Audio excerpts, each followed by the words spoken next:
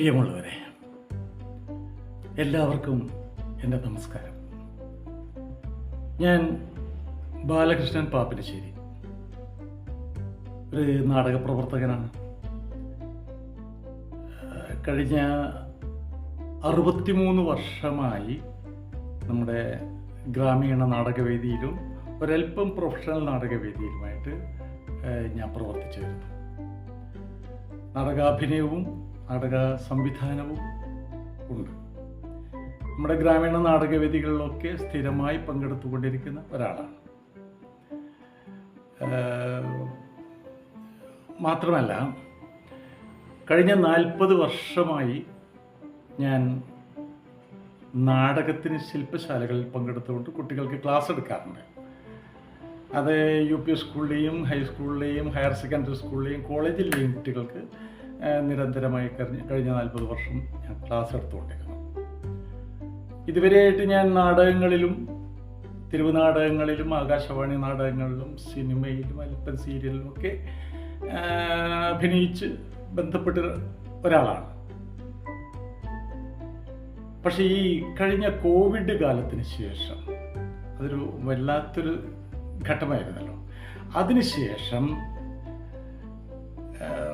ഈ നാടകത്തെക്കുറിച്ച് ആഴത്തിൽ പഠിക്കുക എന്നുള്ള കാര്യത്തിൽ ഒരു മന്ദത സംഭവിച്ചുകൊണ്ടിരിക്കുകയാണ്. ക്ലാസ്സുകൾ നടക്കുന്നില്ല, ഒന്നും പഠനങ്ങൾ നടക്കുന്നില്ല. നാടകത്തെക്കുറിച്ച് ആഴത്തിൽ പഠിക്കണം എന്നുള്ള കാര്യത്തിൽ ഒരു താല്പര്യം ഒരു ഭാഗത്തു നിന്നും ഉണ്ടാകുന്നില്ല. നോക്കൂ, ഞാൻ പാപ്പിനിശ്ശേരിയിലാണ് താമസിക്കുന്നത്. ഇവിടെ ഞങ്ങളുടെ പഞ്ചായത്ത്, പാപ്പിനിശ്ശേരി പഞ്ചായത്ത്, ഈ കഴിഞ്ഞ വർഷം 2023 തന്നെ ഒരു പ്രൊജക്റ്റ് മുന്നോട്ട് വെച്ചിരുന്നു. അത് കുട്ടികളുടെ സാഹിത്യവാസനകളെ, കുട്ടികളെന്നില്ല, നമ്മുടെ ഈ പഞ്ചായത്തിൽപ്പെടുന്ന ഏവരുടെയും സാഹിത്യവാസനകളെ പ്രോത്സാഹിപ്പിക്കുന്നതിന് വേണ്ടി അവരുടെ സൃഷ്ടികൾ സ്വീകരിച്ചുകൊണ്ട് ഒരു പുസ്തകം പ്രസിദ്ധീകരിക്കുക എന്നുള്ളത് ഒന്ന്. അത് നടന്നു കഴിഞ്ഞു. രണ്ടാമത്, കുട്ടികൾക്ക് വേണ്ടിയുള്ള ലിറ്റിൽ തിയേറ്റർ പ്രൊജക്റ്റാണ്. അതിൻ്റെ പ്രവർത്തനം നടന്നുകൊണ്ടിരിക്കുന്നു. മൂന്നാമത്, ഈ സ്കൂൾ കുട്ടികൾക്ക് വേണ്ടിയുള്ള നാടക പരിശീലന ക്ലാസ് നടത്തുക. അത് 1-2 ദിവസത്തെ ക്ലാസ് അല്ല പഞ്ചായത്ത് ഉദ്ദേശിച്ചത്, ദീർഘമേറിയ ഒരു ക്ലാസ്. ഏതാണ്ട് ഒരു നാടകത്തെക്കുറിച്ച് നാടകത്തിൽ പഠിക്കാനുള്ള സൗകര്യമുള്ള തരത്തിലുള്ള ഒരു ക്ലാസ് സംഘടിപ്പിക്കുക എന്നത്, ഒഴിവുള്ള ദിവസങ്ങളിൽ വെച്ചിട്ട് സംഘടിപ്പിക്കുക എന്നുള്ളതായിരുന്നു പഞ്ചായത്തിൻ്റെ താല്പര്യം. അതിനുവേണ്ടി, നാടകത്തിൻ്റെ ക്ലാസ്സിന് വേണ്ടി മാത്രം 1,00,000 രൂപ പഞ്ചായത്ത് മാറ്റിവെച്ചിരുന്നു. പക്ഷേ നിർഭാഗ്യമെന്ന് പറയട്ടെ, വിവിധ സ്കൂളുകളിൽ ഈ അറിയിപ്പ് എത്തിച്ചിട്ട് പോലും ഒരു സ്കൂളിൽ നിന്നും ഒരു കുട്ടി പോലും പേര് രജിസ്റ്റർ ചെയ്തില്ല എന്നുള്ളത് ദുഃഖകരമായ ഒരു സത്യമാണ്. അങ്ങനെ ഒരു സംഭവം ഉണ്ടായി. അപ്പോൾ നാടകത്തിലേക്ക് താല്പര്യപ്പെട്ട ആരും തന്നെ വരുന്നില്ല. നാടകത്തെ പഠിക്കാനുള്ള ഒരു ശ്രമം ആരുടെ ഭാഗത്തുനിന്നും ഉണ്ടാകുന്നില്ല. അത് പഠിക്കാതെ കളിക്കേണ്ട ഒരു സംഭവമാണ്.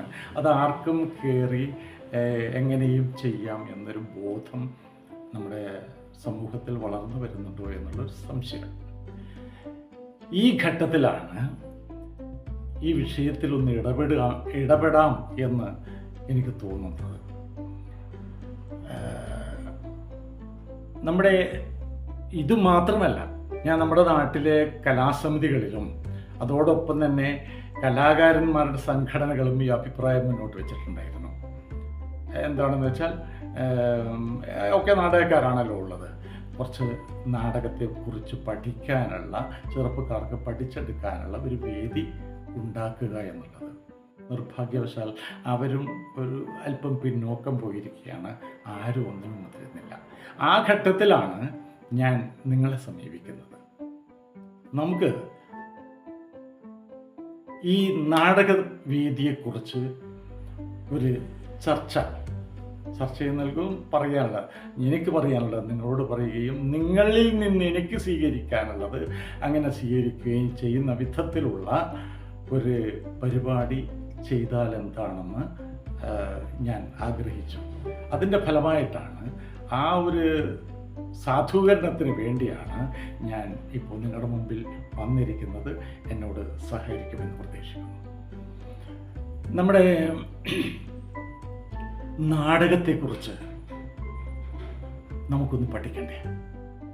എല്ലാവർക്കും അറിയാം, എല്ലാവരും അറിഞ്ഞു തന്നെയാണുള്ളത് ചെയ്യുന്നത്. പക്ഷേ നാടകം എവിടെ നിന്നുണ്ടായി, എങ്ങനെയുണ്ടായി, എപ്പോഴുണ്ടായി, അഭിനയം എപ്പോഴാരംഭിച്ചോ, എങ്ങനെയാണ് അഭിനയം രൂപീകരിച്ചത്, ഇതിനെക്കുറിച്ച് അതിൻ്റെ ചരിത്രമൊന്ന് നമ്മൾ പഠിക്കണ്ടേ? നാടകരചനയെക്കുറിച്ചൊന്ന് പഠിക്കണ്ടേ? എന്താണ് സംവിധാനം എന്നതിനെക്കുറിച്ചൊന്ന് പഠിക്കണ്ടേ? അഭിനയത്തിൻ്റെ നാനാവശങ്ങളെക്കുറിച്ച് ഒരുപാട് പഠിക്കാനുണ്ടേ. അതുകൊണ്ടാണ് പറയുന്നത്, നാനാവശങ്ങളെക്കുറിച്ചും ഒന്ന് പഠിക്കണ്ടേ? നാടകത്തിൻ്റെ സാങ്കേതികാംശങ്ങളെക്കുറിച്ചൊന്ന് പഠിക്കണ്ടേ? നാടകം സാധാരണയായി സംഘകല എന്നാണ് പറയുന്നത്. വൈവിധ്യമാർന്ന കലകൾ ഒന്നിച്ചു ചേർന്നിട്ടുള്ള ഒരു ദൃശ്യകല ആവിഷ്കാരമാണ് നാടകം എന്നുള്ളത്. അപ്പോൾ അതിനെക്കുറിച്ചൊക്കെ നമ്മളൊന്ന് മനസ്സിലാക്കി വെക്കണ്ടേ? പഠിക്കാൻ താല്പര്യപ്പെട്ടിട്ടില്ലെങ്കിലും ഒന്ന് മനസ്സിലാക്കുകയെങ്കിലും ചെയ്യണ്ടേ? ആ ഒരു ശ്രമത്തിന് വേണ്ടിയാണ്, അതിനു വേണ്ടിയാണ് ഞാനിത് ചെയ്യുന്നത്. ഇതേ ഇപ്പം നാടകം മൊത്തമായിട്ട് പഠിപ്പിച്ചു, ഞാനും അതിൽ അത്രമാത്രം വിജ്ഞാനം നേടിയ ഒരാളൊന്നുമല്ല. പക്ഷേ ഞാൻ പറഞ്ഞല്ലോ, ഈ കഴിഞ്ഞ 63 വർഷത്തെ എൻ്റെ നാടകവേദിയുമായിട്ടുള്ള ബന്ധത്തിൻ്റെ പേരിൽ ഞാൻ ഒരുപാട് ക്യാമ്പുകളിൽ, വളരെ അംഗീകൃതമായിട്ടുള്ള ക്യാമ്പുകളിൽ കേരളത്തിലെ അങ്ങോളം ഇങ്ങോളമുള്ള ഗുരുഭൂതന്മാരിൽ നിന്നും ഞാൻ ശിക്ഷണം നേടിയിട്ടുണ്ട്. പിന്നീട് ഒരുപാട് വായിച്ചിട്ടുണ്ട്, ധാരാളം വായിച്ചിട്ടുണ്ട്, ഒരുപാട് അനുഭവങ്ങളുണ്ട്. ഇതൊക്കെ വെച്ച് ചേർത്തുകൊണ്ട് നമുക്ക് അടുത്ത തലമുറക്കെങ്കിലും എന്തെങ്കിലും ഒന്ന് പറഞ്ഞു കൊടുക്കാനുള്ളൊരു വേദി വേണ്ടേ? ആ വേദിക്ക് വേണ്ടിയായിരുന്നു ഞാനിത് ശ്രമിച്ചുകൊണ്ടിരുന്നത്. നിർഭാഗ്യവശാൽ അതൊന്നും സാധിച്ചില്ല. പ്രത്യേകിച്ച് ഈ കോവിഡിന് ശേഷം. ഞാൻ പറഞ്ഞല്ലോ, നേരത്തെ ഞാൻ ഇഷ്ടംപോലെ ക്ലാസ് എടുത്തിരുന്നു. ഇപ്പോൾ ആരും അതിനൊന്നും ശ്രമിക്കുന്നില്ല, മുതിരുന്നില്ല, അത്തരം സന്ദർഭങ്ങൾ ഉണ്ടാക്കുന്നില്ല എന്നുള്ളതാണ് ഏറെ ദുഃഖകരമായ ഒരു കാര്യം. അത് നമുക്ക് പരിഹരിക്കാൻ ഈ വേദിയിലൂടെ, ഇങ്ങനെ സമൂഹ മാധ്യമത്തിലൂടെ നമുക്ക് സാധിച്ചെടുക്കാൻ പറ്റുമോ എന്ന് ആരായാൻ വേണ്ടിയാണ്, ഒന്ന് ശ്രമിച്ചു നോക്കാൻ വേണ്ടിയാണ് ഞാൻ നിങ്ങളുടെ മുമ്പിൽ എത്തിയിരിക്കുന്നത്.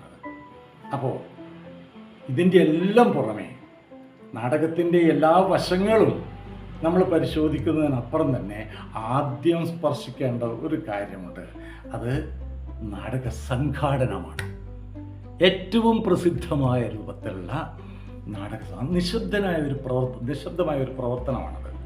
രംഗവേദിയിൽ വരാൻ ആഗ്രഹിക്കാതെ നാടകത്തെ സ്വരുക്കൂട്ടുന്നതിന് വേണ്ടിയുള്ള, നാടകത്തെ സംഘടിപ്പിക്കുന്നതിന് വേണ്ടിയുള്ള, അതിൻ്റെ രചന മുതൽ ആസ്വാദനം വരെയുള്ള സംഭവങ്ങൾ ഒരുമിച്ച് നിർത്തിക്കൊണ്ട് നാടകത്തെ ജനങ്ങൾ മുമ്പിൽ എത്തിക്കുന്നതിന് വേണ്ടിയുള്ള കഠിനമായ പ്രവർത്തനം ചെയ്യുന്ന നിശബ്ദരായ, അഭിനയമോഹികളല്ലാത്ത കുറച്ച് നാടക സ്നേഹികളുണ്ട്. അവരാണ് സംഘാടകർ. ആ സംഘാടകരെക്കുറിച്ച് നമ്മളൊന്ന് പഠിക്കണ്ടേ? സംഘാടനം എന്താണെന്ന് പഠിക്കണ്ടേ? അപ്പോൾ അതൊക്കെ ഒന്ന് മനസ്സിലാക്കുന്നതിന് വേണ്ടിയുള്ള ഒരു വേദി നമുക്ക് പരസ്പരം സൃഷ്ടിക്കുക എന്നുള്ളതാണ് എൻ്റെ ഉദ്ദേശം. ഇതിലേറ്റവും പ്രധാനം, ഞാൻ നേരത്തെ പറഞ്ഞു, നാടക അഭിനയത്തെക്കുറിച്ച് ഒരുപാട് പഠിക്കാനുണ്ട്. പിന്നെ നമ്മൾ നാടകം കളിക്കുന്ന ഒരു കളിത്തട്ടുണ്ട്, രംഗവേദി എന്ന് പറയുന്നത്. ആ രംഗവേദിയുടെ ശാസ്ത്രീയാംശങ്ങളെക്കുറിച്ചൊന്ന് പഠിക്കണ്ടേ? എത്ര പേർക്ക് അറിയാം? അതൊരു വലിയ കാര്യമാണ്. എത്ര പേർ പഠിച്ചിരിക്കുന്നു? സംവിധായകർക്കറിയോ, രചയിതാവിനറിയോ, നടന്മാർക്കറിയോ? ആസ്വാദകൻ അതറിയണ്ട, ആസ്വദിക്കുക മാത്രമേ ഉള്ളൂ. പക്ഷെ നമ്മളിതറിയണ്ടേ? നാടകത്തെ ഒരു യുക്തിപൂർവ്വം സമീപിക്കുക എന്നുള്ളത് ഏറ്റവും പ്രധാനപ്പെട്ട ഒരു കാര്യമാണ്. അങ്ങനെ യുക്തിപൂർവ്വം ഒരു നാടകത്തെ സമീപിക്കുമ്പോൾ, യുക്തിപൂർവ്വം സമീപിച്ചിട്ടുള്ള ഒരു രചന നമ്മൾ നാടകമാക്കുമ്പോൾ, അതിനെ എല്ലാവർക്കും ബോധ്യപ്പെടുന്ന രൂപത്തിൽ, മനസ്സിലാകുന്ന രൂപത്തിലും ജനങ്ങളിലേക്ക് എത്തിക്കുക എന്നുള്ളത് ഒരു വലിയ ധർമ്മമാണ്, ഒരു ഉത്തരവാദിത്തമാണ്. ആ ഉത്തരവാദിത്തമാണ് സംവിധായകൻ നിർവഹിക്കുന്നതും നടന്മാരിലൂടെ അത് പ്രേക്ഷകരിലേക്ക് എത്തിക്കുന്നതും.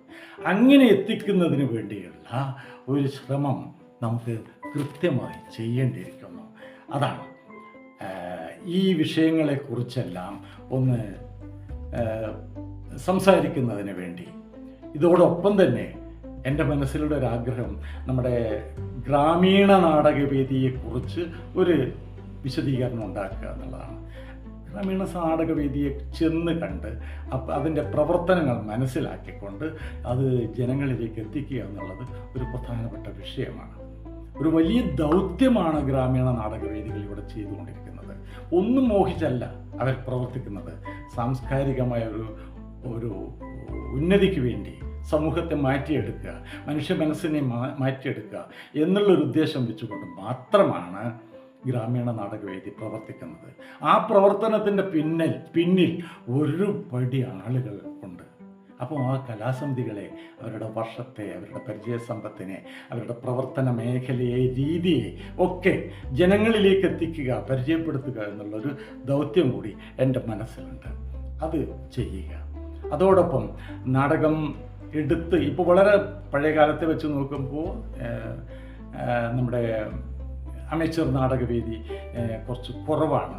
കണ്ണൂർ ജില്ല എന്ന് പറയുന്നത് ഏറ്റവും കൂടുതൽ ഗ്രാമീണ നാടകവേദികൾ പ്രവർത്തിച്ചിരുന്നൊരു മേഖലയാണ്. പക്ഷേ പഴയ കാലത്തെ അത്രയും ഇപ്പോൾ ആ പ്രവർത്തനം ഇല്ലെന്ന് വേണം മനസ്സിലാക്കാൻ. പക്ഷേ എന്നിരുന്നാലും പ്രവർത്തിക്കുന്ന, വളരെ വർഷങ്ങളായി പ്രവർത്തിച്ചുകൊണ്ടിരിക്കുന്ന കലാസമിതികൾ ഇന്നും പ്രവർത്തിക്കുന്നുണ്ട്. ആ പ്രവർത്തനത്തെ ജനങ്ങളിലേക്ക് എത്തിക്കാൻ, അവരെ അറിയിക്കാൻ, അവരുടെ നാടക പ്രവർത്തനത്തെ മനസ്സിലാക്കി കൊടുക്കാൻ ഒരു ശ്രമം നടത്തുക എന്നുള്ളത് എൻ്റെ മനസ്സിലുള്ളൊരു ഉദ്ദേശമാണ്. അവർ എടുക്കുന്ന നാടകത്തെ കാണുക, ആ നാടകത്തിൻ്റെ റിഹേഴ്സൽ ക്യാമ്പുകളിൽ ചെല്ലുക, ആ റിഹേഴ്സൽ ക്യാമ്പും അതിൽ പ്രവർത്തിക്കുന്ന ആളുകളെയും ജനങ്ങൾക്ക് പരിചയപ്പെടുത്തി കൊടുക്കുക എന്നിങ്ങനെയുള്ള ഒരുപാട് ഉദ്ദേശങ്ങൾ എൻ്റെ മനസ്സിലുണ്ട്. ഈ ഉദ്ദേശങ്ങളൊക്കെ നടപ്പിലാക്കി കിട്ടുന്നതിന് വേണ്ടിയാണ് ഞാൻ നിങ്ങളെ സമീപിക്കുന്നത്. അതുകൊണ്ട് ഇതിനൊക്കെ ഒരു നടൻ, ഒരു സംവിധായകൻ, ഒരു രചയിതാവ് വളരെ ശാസ്ത്രീയമായിട്ട് തന്നെ ഒരു നാടകത്തെ സമീപിക്കേണ്ടതുണ്ട്. അതിനുവേണ്ടി ആഴത്തിൽ ഒരുപാട് കാര്യങ്ങൾ പഠിക്കാനുമുണ്ട്. ആ പഠനം പൂർണ്ണമാകുന്നതിന് വേണ്ടി, അതിനെക്കുറിച്ച് ഒരല്പമെങ്കിലും താല്പര്യം കാണിക്കുന്നതിന് വേണ്ടി എൻ്റെ ഈ ഇടപെടൽ സ്വാധീനിക്കുമെങ്കിൽ, അത് സാധ്യതപ്രായമാകുമെങ്കിൽ ഞാൻ വളരെ കൃതാർത്ഥനായിരിക്കും. അതിൻ്റെ ഒരു ശ്രമമാണ് ഞാനിപ്പോൾ നടത്തിക്കൊണ്ടിരിക്കുന്നത്. അത് രംഗത്ത് പ്രവർത്തിക്കുന്ന നാടകക്കാരെ, ഗ്രാമീണ നാടകത്തെ, ഏറ്റവും പ്രധാനം ഞാൻ ഗ്രാമീണ നാടകവേദിയാണ് ലക്ഷ്യമിടുന്നത്. അതിലെ പ്രവർത്തകരെയൊക്കെ വെളിച്ചത്തേക്ക് കൊണ്ടുവരിക, മറ്റുള്ളവർക്ക് പരിചയപ്പെടുത്തി കൊടുക്കുക എന്നുള്ളൊരു ഉദ്ദേശമാണ് എനിക്കുള്ളത്. അതുകൊണ്ട് നമുക്ക് ഇനി അങ്ങോട്ടുള്ള ദിവസങ്ങളിൽ നാടകത്തിൻ്റെ ഉത്ഭവം മുതൽ ഇങ്ങോട്ടുള്ള ഈ കാലഘട്ടം വരെയുള്ള ഒരു ശ്രമം എങ്ങനെയാണ്, അതിൻ്റെ പാഠഭാഗം എന്താണ്, എങ്ങനെയാണ് നമ്മൾ തിരിച്ചറിയേണ്ടത് എന്നുള്ളതിനെക്കുറിച്ചൊക്കെ ഒരു പരസ്പര ചർച്ചയിലൂടെ ഒന്ന് നമുക്ക് മുന്നോട്ട് പോകാം എന്ന് ഞാൻ വിചാരിക്കുന്നു. നിങ്ങളുടെ ഏവരുടെയും സഹകരണം ഉണ്ടാകും എന്ന് ഞാൻ പ്രതീക്ഷിക്കുകയാണ്. നിങ്ങളിൽ നിന്ന് എനിക്ക് പഠിക്കാനുണ്ട്. എൻ്റെ ചെറിയ അറിവിൽ നിന്ന് ചിലതൊക്കെ ഞാൻ നിങ്ങൾക്കും പറഞ്ഞു തരും. അപ്പോൾ നമുക്ക് പരസ്പരം മുന്നോട്ട് ഈ ഒരു കൊടുക്കൽ വാങ്ങലുകളിലൂടെ നമുക്ക് മുന്നോട്ട് പോകാമെന്ന് എനിക്ക് തോന്നുന്നു. എല്ലാ സഹൃദയരുടെയും ഏറ്റവും പ്രധാനമായിട്ട് ഗ്രാമീണ നാടകവേദിയിലെ പ്രവർത്തകർ, ആ പ്രവർത്തകരുടെ ഒരു താല്പര്യവും അവരുടെ ഉത്സാഹവും എന്നോടൊപ്പം ഉണ്ടാകും എന്നൊരു പ്രതീക്ഷയുണ്ട് എനിക്ക്. ഞാൻ എൻ്റെ കാര്യങ്ങൾ കൂടുതൽ പറയുന്നില്ല. നമുക്ക് ഇനിയും നമ്മൾ സംവദിക്കാനുണ്ടത്രേ. ആ സംവദിക്കുമ്പോൾ നമുക്ക് അത്തരം കാര്യങ്ങളിലേക്കൊക്കെ കടന്നു ചെല്ലാം എന്ന് മാത്രം പറഞ്ഞുകൊണ്ട് തൽക്കാലം ഞാൻ നിർത്തുന്നു. നമുക്ക് അടുത്ത ദിവസം വീണ്ടും കാണാം. നിങ്ങൾ ഏവരുടെയും സഹകരണം പ്രതീക്ഷിച്ചുകൊണ്ട് ഞാൻ തൽക്കാലം നിങ്ങളോട് യാത്ര ചോദിക്കുകയാണ്. ഞാൻ ബാലകൃഷ്ണൻ പാപ്പിനിശ്ശേരി. എല്ലാവർക്കും നന്ദി, നമസ്കാരം.